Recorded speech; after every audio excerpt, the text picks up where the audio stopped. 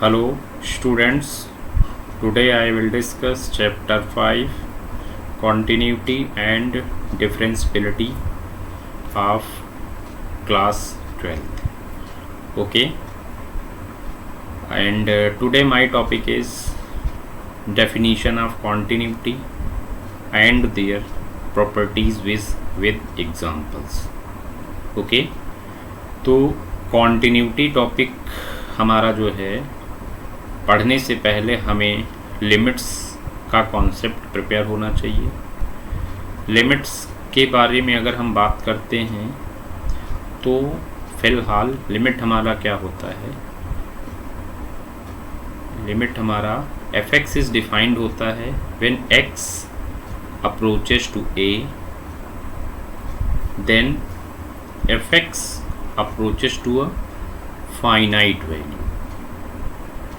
यानी कि कोई भी आपका फंक्शन होगा उसकी लिमिट कैसे आप आइडेंटिफाई करेंगे।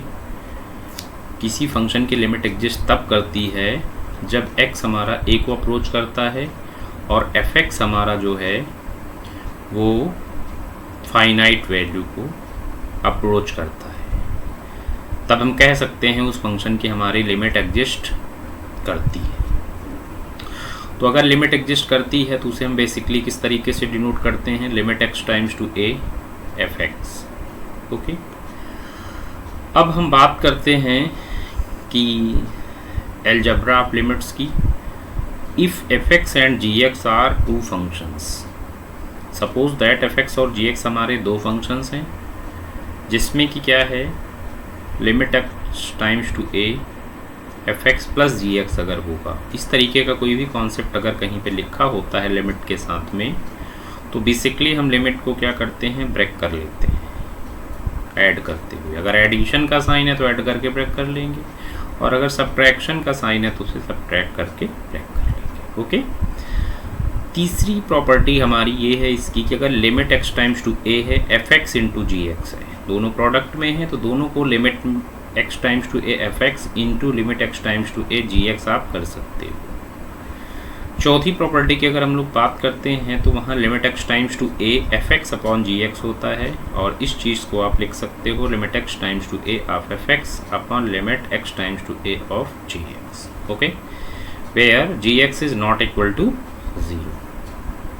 फिफ्थ प्रॉपर्टी हमारी ये है कि limit x times to a square bracket k times f(x), मतलब कोई कांस्टेंट अगर होता है तो उसे कांस्टेंट को पहले कर लेंगे, then limit x times to a of f(x) कर लेंगे where k is constant. Next property हमारी ये है कि limit x times to a है और f(x) होल पावर अगर n है तो इसको हम लिमिट को अंदर ले सकते हैं, limit x times to a f(x) कर सकते हैं, होल पावर हम लोग n लगा सकते हैं। इसी तरीके से अगर limit x times to a square root of n of f(x) अगर है तो इसमें square root of n limit x times to a of f(x) लिख सकते हैं। नेक्स्ट प्रॉपर्टी हमारी ये है कि limit x times to a log f(x) अगर होता है तो हम log को पहले कर लेंगे और limit x times to a of f(x) कर सकते हैं। ठीक है, नेक्स्ट प्रॉपर्टी हमारी ये है limit x times to a f(x) whole power अगर gx हमारा होता है तो limit x times to a of f(x) करेंगे और whole power limit x times to a of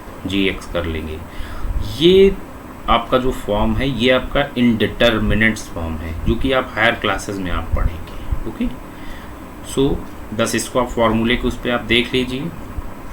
बाकी आपके एकेडमिक्स में जो है आपका ये सब यूज़ नहीं है इसका। ठीक है, तो ये मैं बात कर रहा था क्लास 11th की है, अलजेब्रा ऑफ लिमिट्स की, जो कि आपने देखा इसके क्या कॉन्सेप्ट्स होते हैं। फिर इसके बाद हम क्लास 11th की और बात करेंगे जिसमें कि लिमिट्स ऑफ एल्जेब्रिक फंक्शन हम लोगों ने वहाँ पढ़ा था। Limit x times to a x अगर होता है तो उसे सिंपली a लिख सकते हैं, limit x times to a x power n अगर होता है तो उसे हम लोग an लिख सकते हैं, और limit x times to a अगर कोई कांस्टेंट होता है तो उसकी वैल्यू k हो जाती है वेयर k इज़ कांस्टेंट। अब अगर मान लीजिए इस limit x times to a और स्क्वायर रूट ऑफ y यहाँ पे आपका है y पावर है, मतलब nth पावर जैसे आप लेते हैं उसी तरीके से यहाँ पे जैसे स्क्वायर रूट होता है उसी तरीके से आपका यहाँ पे अंडर रूट में x है और आपका y दिया हुआ है, तो इसे आप लिख सकते हैं अंडर रूट ऑफ ए और यहाँ पे इसकी y लग जाएगी, ठीक है। If p x is a polynomial, अगर पी एक्स हमारा पॉलिनोमियल है then limit x times to a p x हमारा जो होगा वो पी ए लिख लिया जाएगा। ये प्रॉपर्टी आपने देखी क्लास 11th में पढ़ी थी, limit x times to a x power n minus a power n divided by x minus a is equal to n a power n minus one. ये आपको क्या करना है, लर्न करना है। ये जितने भी कॉन्सेप्ट हम आपको बता रहे हैं सारे आपको प्रिपेयर होने चाहिए। ओके, अब आते हैं हम लोग लिमिट्स ऑफ ट्रिग्नोमेट्रिक फंक्शंस की बात करते हैं। तो लिमिट्स ऑफ ट्रिग्नोमेट्रिक फंक्शंस में जैसे limit x times to 0 sine x upon x होता है तो इसकी वैल्यू 1 होती है, और यही value limit x times to 0 x upon sine x की भी होती है। सेकेंड हमारा है limit x times to 0 tan x upon x भी 1 होता है, और यही इज इक्वल टू हमारा limit x times to 0 x upon tan x भी 1 के ही इक्वल होता है।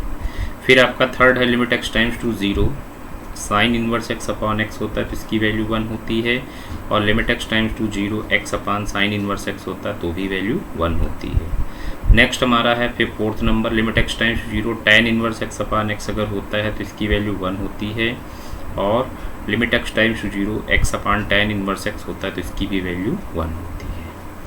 अब आते हैं इस फिफ्थ में, लिमिट एक्स टाइम्स टू 0 है sine x degree divided by x अगर होता है, ये आपका डिग्री में तो इसे firstly change in radian form then apply limit, so its value come pi by 180, right. अब अगर आपका limit x times 0 cos x होता है तो इट्स वैल्यू ऑल्सो 1। अगर आपका limit x times to 0 sine के एक्स अपॉन एक्स होता है तो इसमें ये वाली प्रॉपर्टी लग जाएगी। देखिए एंगल जो होता है वही आप डिवाइड करोगे, तो आप केस मल्टीप्लाई डिवाइड करोगे तो जो भी आपका आएगा साइन के एक्स अपॉन के एक्स इट्स वैल्यू इज़ 1, और 1 बाई के और आपका रहेगा, सॉरी इंटू के आपका और रहेगा तो वो के हो जाएगा। फिर हम लोग बात करते हैं नेक्स्ट, उसमें आते हैं लिमिट एक्स टाइम्स टू अगर आपका इन्फिनिटी होता है साइन एक्स अपॉन एक्स होता है, या limit x times to infinity हो कॉस एक्स अपॉन एक्स हो, इसकी वैल्यू 0 होती है। अब हमारा अगर suppose that limit x times to infinity होता है साइन में 1 upon x upon 1 upon x होता है तो इसकी वैल्यू 1 होती है, और limit x times to infinity होता है tan 1 upon x upon 1 upon x, इसकी वैल्यू भी 1 होती है। नेक्स्ट हमारा है limit x times to a sine x minus a upon x minus a, its value is also 1, और फिर limit x times to a है यहाँ पे आपका tan x minus a upon x minus, its value also 1। ये जो result आपके हैं, रिज़ल्ट को आप सब्स्टिट्यूशन के थ्रू भी कर सकते हैं, जैसा कि मैंने क्लास 11 में आपको डिस्कस किया हुआ है। ओके, अब इसके बाद आते हैं लिमिट ऑफ एक्सपोनेंशियल फंक्शन की हम लोग बात करते हैं। तो लिमिट ऑफ एक्सपोनेंशियल फंक्शन के लिए क्या है, लिमिट एक्स टाइम्स टू आपका 0 होता है ए एक्स माइनस 1 अपॉन एक्स अगर होता है तो इसकी वैल्यू लॉग ए होती है, बट कंडीशन क्या है, ए हमारा जो है वो ग्रेटर देन 0 होना चाहिए। सेकंड आपका इसमें है कि लिमिट एक्स टाइम्स टू 0 हो e power x minus 1 upon x अगर होता है तो इसकी वैल्यू 1 होती है। फिर आपका नेक्स्ट आपका है limit x times to 0 1 plus x whole power 1 by x, इसकी वैल्यू ई होती, ई मतलब एक्सपोनेंशियल, राइट। फिर अगर आपका limit x times to infinity हो 1 प्लस 1 अपॉन एक्स अगर है तो इसकी होल पावर एक्स है तो इसकी वैल्यू भी एक्सपोनेंशियल होती है, राइट। अब आता है हमारा लिमिट एक्स टाइम्स टू 0 हो और a power m x minus 1 upon x अगर होता है तो इसकी वैल्यू एम लॉग ए होती है, या फिर इसी चीज़ को लॉग ए पावर एम कर सकते हैं। अब आते हैं हम लोग limits of logarithmic function. Limits of logarithmic function की हम लोग बात करते हैं तो यहाँ पे हमारा बेसिकली क्या होगा, लिमिट एक्स टाइम्स टू 0 होता है और log 1 plus x upon x अगर होता है तो इसकी वैल्यू 1 होती है। ओके, फिर नेक्स्ट हमारा है लिमिट एक्स टाइम्स टू 0 हो लॉग 1 प्लस एक्स बेस ए है यहाँ पे होल डिवाइडेड बाई एक्स अगर होता है तो इसकी value log e base a होती है, बट यहाँ कंडीशन क्या है, a greater than 0 and a not equal to 1 होना चाहिए, तभी ये एग्जिस्ट करेगा, राइट। अब इसके बाद हम लोग आते हैं लिमिट एक्स टाइम्स टू 0 होता है log 1 minus x upon x अगर होता है तो इसकी वैल्यू -1 होती है।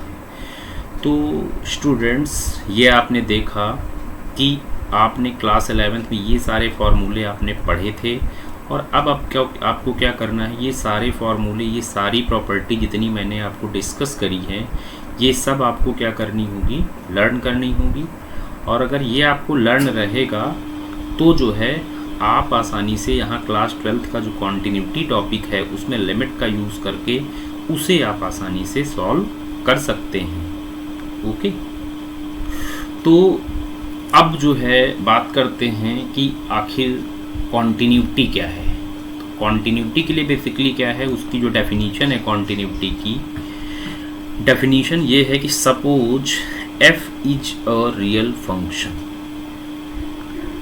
f हमारा क्या है, कोई रियल फंक्शन है, कहाँ पर, on a subset of real numbers, यानी कि रियल नंबर्स के सबसेट्स में f जो है एक रियल फंक्शन है, right. Let c be a point, c हमारा क्या है, कोई पॉइंट है in domain of f, then f is continuous at c if limit x times to c fx is equal to c। कहने का मतलब ये है कि f हमारा कोई रियल फंक्शन होगा on subset of real numbers, और c हमारा जो है, c a point in a domain of f, यानी कि डोमेन f में कोई c पॉइंट हमारा है।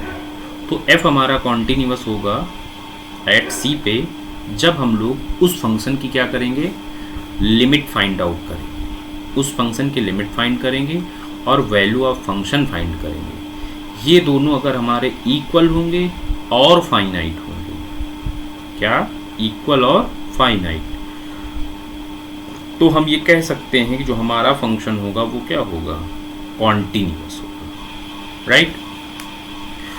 तो also rephrase the definition of continuity as follow, a function is continuous at x is equal to c if the function is defined at x is equal to c, and if the value of the function at x is equal to c equals the limit of function at x is equal to c।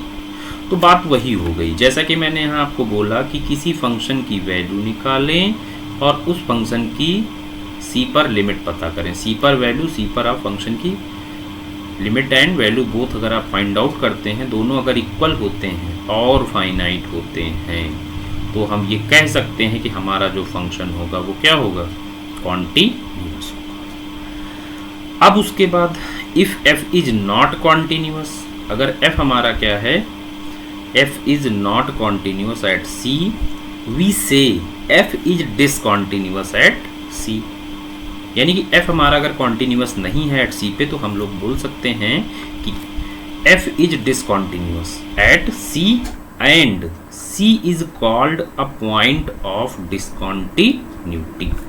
और जो हमारा c होगा point, उसको हम लोग क्या बोलेंगे, point of discontinuity, मतलब c पॉइंट पर जो फंक्शन है वो हमारा डिसकॉन्टिन्यूअस है।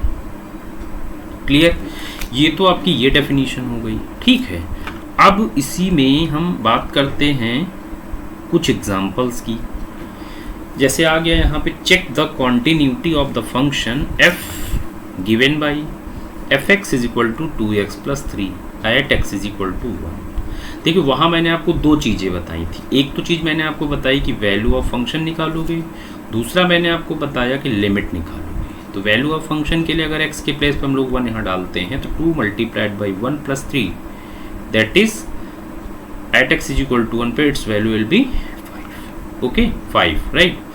अब क्या है, लिमिट निकालते हैं। तो लिमिट निकालने के लिए क्या, limit x times to 1 fx और limit x times to x, limit x times to 1, और यहाँ पे fx की वैल्यू 2x प्लस 3 हो गया, और यहाँ x के प्लेस पे आप 1 डालोगे, देखोगे 5 आ जाएगा। अच्छा, अब लिमिट यहाँ पे आ गया, तो लिमिट के लिए बेसिकली देखोगे, मैं लिमिट के सारे कॉन्सेप्ट आप लगाओगे, आप ये देखोगे कि वैल्यू डालने से कहीं ये 0/0 का फॉर्म तो नहीं है। अगर ये 0/0 का फॉर्म होता तो सबसे पहला काम इसे आप सिंप्लीफाई करते, अगर एल्जेब्रिक होता तो फैक्टराइज करते, अगर ट्रिग्नोमेट्रिक होता तो कुछ प्रॉपर्टीज़ वहाँ पे आप लगाते, तो इस तरीके से आप उसको सॉल्व करते।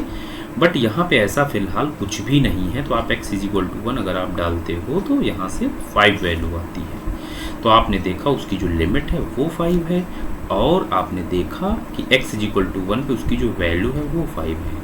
लिमिट और value of function both are equal, therefore f is continuous at x is equal to 1। Clear. अब एक एग्जांपल और ले लेते हैं। Examine whether the function f given by fx is equal to x square is continuous at x is equal to 0। तो solution पे आते हैं हम लोग। सबसे पहला काम तो x इज इक्वल टू 0 पे हम लोग इसकी वैल्यू देखते हैं क्या आएगी। x इज इक्वल टू 0 अगर हम यहाँ डालते हैं तो function of 0 is equal to 0 square, मतलब इसकी वैल्यू 0 आ गई।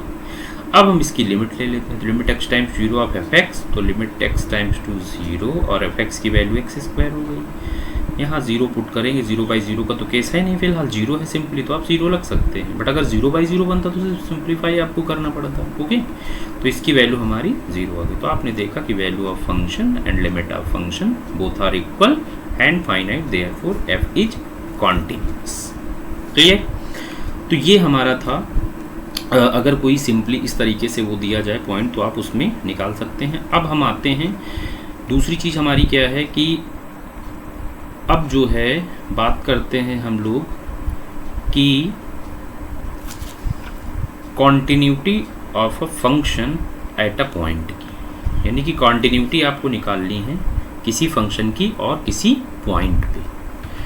तो उसके लिए हम लोग निकालते क्या हैं, लेफ्ट हैंड लिमिट, जिसे हम लोग शॉर्ट में LHL बोलते हैं, जो कि आपने क्लास 11 पे भी निकाला हुआ है। तो limit x times to a minus, LHL आप जब भी कहीं लेंगे तो limit x times to a minus करेंगे, और a क्या है, वो पॉइंट है जिस पर आप उसकी लिमिट पता करना चाह रहे हैं, तो a माइनस करेंगे, राइट।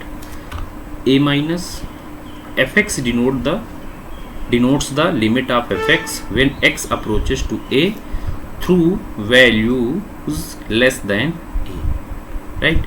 दैट इज कहने का मतलब ये होगा कि जो LHL हमारा होगा उसे हम लोग लिखेंगे limit x times to a minus of fx। ठीक है। अब जिस समय हमारा x जो है वो a को अप्रोच करा देंगे हम लोग, तो उसके देखिए a माइनस का मतलब क्या हो गया, इसका मतलब हो गया limit x times to a minus का मतलब हुआ limit x times to a minus h, right. जैसे मान लो ये नंबर लाइन है, इस पे यहाँ x a है, इसके आप इधर की बात करोगे तो a से कम वैल्यू होगी तो उसे a माइनस एच लिखोगे, बट आप इधर की बात करोगे तो a प्लस एच लिखोगे। तो इस इधर आपका जो लेफ्ट हैंड में होगा वो आपका क्या ले लिया जाएगा, a माइनस के उस पर लिया जाता है। That's why taken limit x times to a minus of fx। Okay, अब हम इस चीज़ को देखिए, हमारा ये रिजल्ट और इसके बाद ये रिजल्ट, ये दोनों इंपॉर्टेंट हैं, तो इनको आपको क्या करना होगा, लर्न करना होगा। तो जैसे मान लीजिए सपोज आपने लिखा है LHL is equal to limit x times to a minus fx, then आप इक्वल टू लिखोगे limit h times to 0 function of a minus h। Clear. Limit h times 0 function of a minus h, और h greater than हमारा क्या होगा, 0 होगा। तो ये हमारा हो गया LHL की बात हो गई। अब हम आते हैं RHL में, राइट हैंड लिमिट की बात करते हैं। तो limit x times to a plus fx denote the limit of a function, limit of fx when x approaches to a through the values greater than a। Okay, वही number line वाला concept हो गया यहाँ पर भी। इसका मतलब RHL हमारा जो होगा, RHL इज इक्वल टू क्या हो जाएगा, limit x times to a plus of fx। Okay, limit x times to a plus, RHL लेंगे तो a प्लस लेंगे, a हमारा क्या है जिस पॉइंट पे हम लिमिट पता कर रहे हैं, fx करेंगे, देन आफ्टर हम इसे लिखेंगे limit h times to 0 function of a plus h, और h हमारा क्या होगा, ग्रेटर देन 0 हो जाएगा। तो आपने देखा कि LHL आपने निकाला और RHL आपने निकाला। अब limit x times to a minus fx and limit x times to a plus fx are not always equal, ये आपके हमेशा इक्वल नहीं होंगे। अब limit x times to a fx exist करता है, ये एग्जिस्ट करेगा if and only if limit x times to a minus of fx is equal to limit x times to a plus of fx। That is कहने का मतलब LHL और RHL हमारे equal होंगे। ठीक है। अब function f is set to be continuous, f हमारा continuous at x is equal to a पे होगा इफ क्या क्या चीज़ें चाहिए। सबसे पहली चीज़ f एग्जिस्ट करना चाहिए, एग्जिस्ट करने का मतलब समझ रहे, इसकी वैल्यू फाइनाइट होनी चाहिए। फिर limit x times to a plus F X exist करना चाहिए, इसकी भी वैल्यू फाइनाइट होनी चाहिए। तीसरी चीज़ क्या है, limit x times to A minus F X, इसकी भी वैल्यू एग्जिस्ट होनी चाहिए, दैट इज ए भी फाइनाइट होनी चाहिए। अब क्या है, ये तीन चीज़ें हम लोग कैलकुलेट करेंगे और ये तीनों चीज़ें अगर हमारी इक्वल आ गई, मतलब कहने का LHL सॉरी ये आपका RHL है, यहाँ पे LHL है और वैल्यू ऑफ फंक्शन, राइट। ये तीनों अगर हमारे इक्वल होंगे, या हम कह सकते हैं limit x times to A plus F x is equal to limit x times to A minus F x is equal to F A. ये तीनों अगर हमारे इक्वल होंगे तो हमारा जो फंक्शन होगा वो क्या होगा, कॉन्टिन्यूअस होगा किसी पर्टिकुलर पॉइंट पे। क्लियर? तो आपका ये हो गया, ओके। अब इसके बाद आता है हमारा डिसकॉन्टिन्यूटी ऑफ अ फंक्शन। अब हमारा कोई फंक्शन डिसकॉन्टिन्यूअस कब होगा, f is said to be discontinuous at x is equal to a if it is not continuous. मतलब कहने का f हमारा कोई f को हम डिसकॉन्टिन्यूअस तब बोलेंगे जबकि वो क्या हो, कॉन्टिन्यूअस ना हो, ठीक। यानी कि the discontinuity may be due to any of the following reason. कहने का मतलब होगा डिसकॉन्टिन्यूटी होने के इनमें से कोई रीज़न हो सकते हैं, जैसे number 1 limit x times to, यहाँ पे a लिया मैंने सपोज, है ना, limit x times to a minus F x और limit x times to a plus F x, और बोथ मे नॉट एग्जिस्ट, ये दोनों आपके एग्जिस्ट ना हो, या तो एक या फिर दोनों एग्जिस्ट ना हो। दूसरी बात क्या है, limit x times to A minus F X and limit x times to A plus F X both exist but are not equal. मतलब एग्जिस्ट करें और क्या हो, बट आपके इक्वल ना हो। एग्जिस्ट तो करते हो, सपोज दैट एक की लिमिट 2 हो, एक की लिमिट 3 हो, एग्जिस्ट करें, लेकिन ये क्या है, इक्वल नहीं है 2 और 3। तीसरी चीज क्या है, limit x times to A minus F X and limit x times to A plus F X exist करते हो एंड आर इक्वल हो, मतलब एग्जिस्ट भी करते हो और इक्वल हो, but both may not be equal to F A. लेकिन आपके वो क्या हो, वो एफ ए के इक्वल ना हो, एफ ए के इक्वल वो ना हो, तो इस केस में भी हमारा जो फंक्शन होगा वो डिसकॉन्टिन्यूअस हो सकता है। मतलब कहने का ये हुआ, कॉन्टिन्यूअस होने का सिर्फ और सिर्फ क्या है कि उनकी लिमिट और वैल्यू ऑफ फंक्शन अगर हमारे सेम है और फाइनाइट है, तो हम ये कह सकते हैं कि हमारा जो फंक्शन है वो कॉन्टिन्यूअस होगा, ठीक है। और डिसकॉन्टिन्यूअस के मैंने आपको सारे रीजन बता दिए। तो ये चीज़ें आपको क्या करनी होंगी, लर्न करनी होंगी, इनको आप अच्छे से प्रिपेयर करिएगा, ठीक। अब टाइप ऑफ डिसकॉन्टिन्यूटी में आ जाते हैं। तो टाइप ऑफ डिसकॉन्टिन्यूटी में जैसे एक होता है हमारा रिमूवेबल डिसकॉन्टिन्यूटी। अच्छा, ये जो चीज़ हम आपको बता रहे हैं टाइप ऑफ डिसकॉन्टिन्यूटी, ये सब आपकी हायर क्लासेस में है, देखिए 12th क्लास पे नहीं है, ठीक है। कॉम्पिटिटिव करेंगे तो वहाँ आपको मिलेगा, तो आप इसको लर्न कर लीजिएगा। अ real valued function f is said to have a removable discontinuity at x is equal to c in its domain if limit x times to c fx exist but limit x times to c fx not equal to fc। कहने का मतलब ये हो गया कि limit LHL और RHL दोनों हमारे इक्वल हैं, बट नॉट इक्वल टू क्या है, FC है, यानी कि वैल्यू ऑफ फंक्शन के इक्वल नहीं है, तो उसे आप बोलोगे रिमूवेबल डिसकॉन्टिन्यूटी, ओके। अब अगला आता है हमारा इररिमूवेबल डिसकॉन्टिन्यूटी। तो a real valued function f is said to have an irremovable discontinuity at x is equal to c in its domain if limit x times to c minus fx not equal to limit x times to c plus fx, that is LHL not equal to RHL, that is if limit x times to c fx does not exist। देखिए जब LHL और RHL equal नहीं होते हैं तो क्या होता है, उसकी लिमिट एग्जिस्ट नहीं करती है। Such functions can be refine to make it a continuous. मतलब ऐसे फंक्शन जब हमारे कभी होते हैं तो उनको हम लोग फिर कॉन्टिन्यूस बनाते हैं। वैसे भी मैंने आपको पहले बताया ये आपके 12th के बेसिस पे चीज़ें नहीं हैं, ओके। आप और इनको हायर क्लासेस पे जाएंगे तो वहाँ टाइप आपकी डिसकॉन्टिन्यूटी पढ़ेंगे, ओके। तो ये था हमारा LHL और RHL के कॉन्सेप्ट पे, राइट। अब जो है हम इसके बाद बात करते हैं अगली डेफिनेशन की। अगली डेफिनेशन हमारी ये है कि a real function f is set to be continuous. कोई रियल फंक्शन हमारा कॉन्टिन्यूस होगा कब? If it is continuous at every point in the domain of f। यानी कि कोई फंक्शन को हम कॉन्टिन्यूस कह सकते हैं तब जब वो क्या हो, कॉन्टिन्यूस होना चाहिए every point of its domain. देखिए यहाँ पे जो हम बात करने जा रहे हैं, यहाँ हम कॉन्टिन्यूटी चेक करेंगे किसी स्पेसिफिक इंटरवल में। सपोज f हमारा क्या है, f is a function defined on a close interval a, b। Then for f be continuous it need to be continuous at every point in a, b। मतलब इसके भी जितने भी point आपके बनेंगे आएंगे उन सारे पॉइंट पे फंक्शन क्या होना चाहिए, कॉन्टिन्यूस होना चाहिए, including the end point a and b। और a और b पॉइंट को भी इंक्लूड करें, मतलब कहने का वो भी पॉइंट इंक्लूडेड हो। मेरा कहने का मतलब ये होगा, सपोज हम एक इंटरवल लेते हैं 1 और 10 ले लिया मैंने, 1, 10 क्लोज इंटरवल में ले, 1, 10 के बिटवीन आपके बहुत सारे पॉइंट आ गए ना, 2, 3, 4, 5, 6, 7, 8, 9, राइट। बट 1 और 10 ऑल्सो इंक्लूडेड। तो हम ये देखेंगे कि वो एवरी पॉइंट पे हमारा जो फंक्शन है वो कॉन्टिन्यूस है कि नहीं, ठीक है। तो continuity of f at a means, इसका मतलब क्या हुआ, limit x times to a plus fx जो होगा वो fa के इक्वल होगा।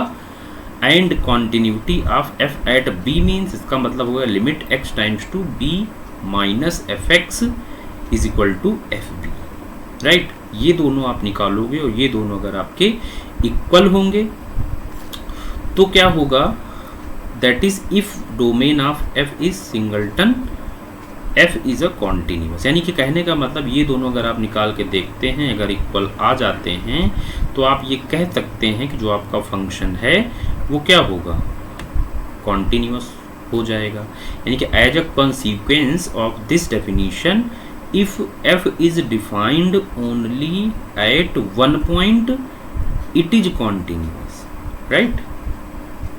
क्लियर हो गया। तो ये हमारी थी सेकेंड डेफिनेशन, ठीक। अब इसके बाद हम आते हैं कुछ एग्जाम्पल ले लेते हैं। जैसे ये एग्जाम्पल नंबर हमारा है कि is the function defined by fx, और ये हमारा क्या है, मॉड ऑफ x है, इज कॉन्टिन्यूस। तो देखिए मॉड ऑफ x की अगर हम बात करते हैं तो मॉड ऑफ x हमारा, हमने आपको क्लास 11 में मॉडुलस फंक्शन डिफाइन किया है ना, तो ये होता है when x less than 0 then its value is minus x, when x greater or equal to 0 its value plus x। अब हम क्या करेंगे, यहाँ पे कोई पॉइंट c ले लेते हैं जो कि क्या है, रियल नंबर है, such that c less than 0 है। अगर c लेस देन 0 है तो उस केस में हम लोग जो है LHL निकालेंगे, ठीक है।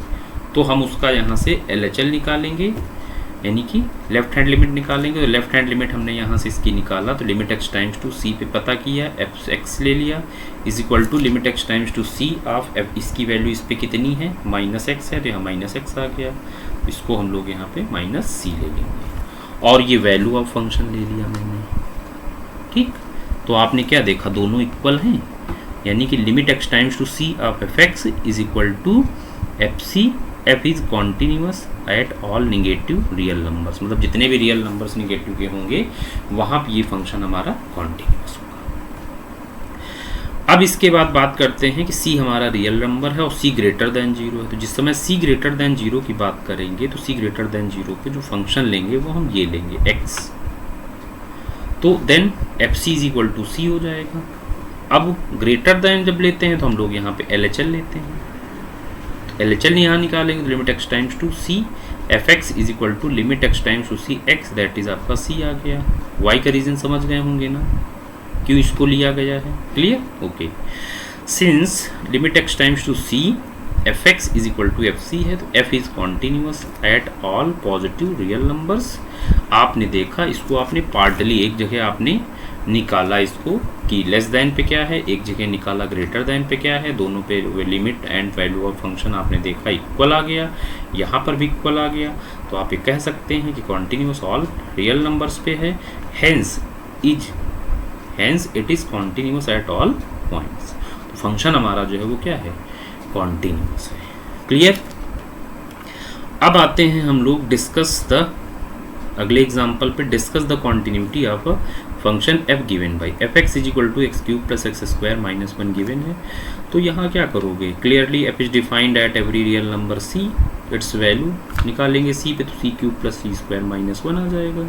वी ऑल्सो नो दैट अब इसकी लिमिट कैलकुलेट करोगे तो limit x times to c x cube plus x square minus one, that is c cube plus C square minus one आ जाएगा। Thus limit x times to C F x is equal to F c and hence f is continuous at every real numbers. This means f हमारा जो होगा वो क्या होगा, continuous हो जाएगा। ओके। अब आते हैं हम लोग, नेक्स्ट थ्योरम हमारी है कि suppose F and G be two real functions. Suppose f and g be two real functions continuous at a real number c, then मतलब कहने का f और g हमारे दो फंक्शन हैं और f और g हमारे जो है separately at x is equal to c पर वो क्या हैं, कॉन्टीन्यूअस हैं। तो थ्योरम हमारी ये कहती है कि तब उनका जो सम होगा यानी कि f प्लस जी भी कॉन्टीन्यूस होगा at x is equal to c पे, f माइनस जी भी होगा हमारा continuous at x is equal to c पर, और f इंटू जी भी कॉन्टीन्यूस होगा at x is equal to c पर, और f अपॉन जी हमारा वो भी होगा continuous at x is equal to c पर। कंडीशन इसके साथ में क्या है, जो हमारा जी सी होगा वो not equal to zero. Okay तो ये थ्योरम वन थी, इसको याद करिए कि if F and ji are two continuous functions, therefore their sum, their product, their difference, their division will also continuous. Okay. अब इसके बाद आते हैं हम लोग थ्योरम टू पे आ जाते हैं। थ्योरम टू हमारी बहुत इंपॉर्टेंट है, बहुत ध्यान दीजिएगा थ्योरम टू का। Suppose F and ji are real valued function, f और जी हमारे क्या है, रियल वैल्यूड फंक्शन है, such that f o g, f operation g is defined at c. देखिए एफ ऑपरेशन जी की बात अगर करते हैं तो ये हम आपको चैप्टर 1 रिलेशन एंड फंक्शन में डिफाइन करेंगे, वहाँ पे फॉग, गॉफ, ये सारा कुछ हम वहाँ पे डिस्कस करेंगे। बट यहाँ पे क्या है, इसको देखिएगा, F and ji are real valued function such that f operation g is defined at c. okay if g continuous c पे है, suppose that g हमारा जो है वो कहाँ पे continuous है, c पे, तो f जो होगा, ये जो f होगा वो gc पे continuous होगा, right? if g is continuous at c and if f is continuous at gc, अगर ऐसा होगा then जो फॉग है एफ ओ जी है, एफ ऑपरेशन जो जी है वो भी हमारा कॉन्टिन्यूस हो जाएगा एट सी पे। क्लियर। अब हम लोग इससे रिलेटेड हम लोग जो है एग्जांपल देखते हैं। जैसे एग्जांपल है, so that the function defined by F x is equal to sine X square is continuous function. देखिए यहाँ पे आपने किसी एल्जेब्रिक फंक्शन का, किसी ट्रिग्नोमेट्रिक फंक्शन का, लेकिन यहाँ क्या है, एल्जेब्रिक और ट्रिग्नोमेट्रिक दोनों साथ में हैं। तो ऐसे केस जब भी कहीं आएंगे तो उसको आप इस हिसाब से लेट कर लेंगे कुछ। तो अब यहाँ पे हम लोग लेट करते हैं, observe that the function is defined for every real number, the function F may be thought of a composition GOH, यानी कि जी ऑपरेशन एच, हम इसको लेके चल रहे हैं, of two function G and H, where G X हमारा जो होगा, हमने इसको एज्यूम कर लिया, जो हमारा जी एक्स होगा वो क्या होगा, साइन एक्स होगा, और जो हमारा एच एक्स होगा वो हमारा एक्स स्क्वायर होगा। बात समझ रहे हैं। अगर आप GOH निकालते तो GOH निकालने का मतलब क्या हुआ, G ऑपरेशन H हो जाएगा।